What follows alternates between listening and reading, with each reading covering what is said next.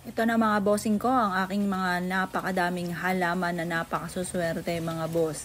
Ngayon aayusin ko lamang dahil ilalagay ko siya sa ulanan. Naubos na kasi yung isa kong mga bagong stock na dating kahapon.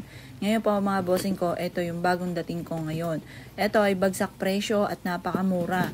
Bukod po dyan mga bossing ko, ito ay tinutusukan ko ng 3 piso. Kasi ang barya mga bossing ko ay mabisang panghatak ng swerte lalo na sa pera. Yung mga halaman kong yan mga bossing ko na mga natuyo ay itatapon ko na. Dahil marami akong mga magdadatingan na mga bagong halaman. Kaya naman po yan nagkaganyan dahil nagpanahon mga bossing ko ng taghigad.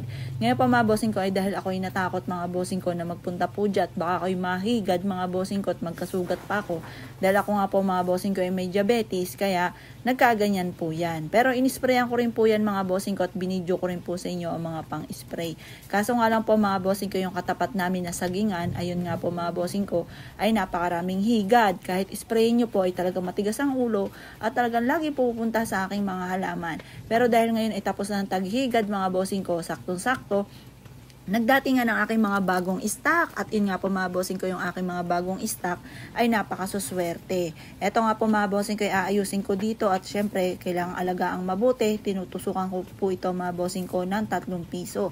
Pero bukas ko palang gagawin. Kaya sa mga una nag-avail ay kayo na bahalang magtusok ng 3 piso. Or kaya humingi ka sa mga lugar ng mga mayayaman at yan po ay makaka-attract din ng swerte. Hayaan nyo lang yan sa inyong halaman at ilagay nyo po yan sa harapan ng inyong puntahanan. Mainam din po yan sa may gilid ng pintuan ng inyong pong main door or kaya po mga bossing ko sa may harapan mismo ng inyong puntahanan. Maswerte po yan. Available po yung amin pong mga palm. Yung amin pong palm na red palm ay 1,000. Tapos yun naman pong palm na kulay green, yun po ay 500. Tapos yung amin pong puno ng laurel, 6 po ang pinakapuno, dati-dati nakabila ako sa Tagaytay, 1 puno laang, iba yun nagkakahalaga mga bossing ko ng 1,500.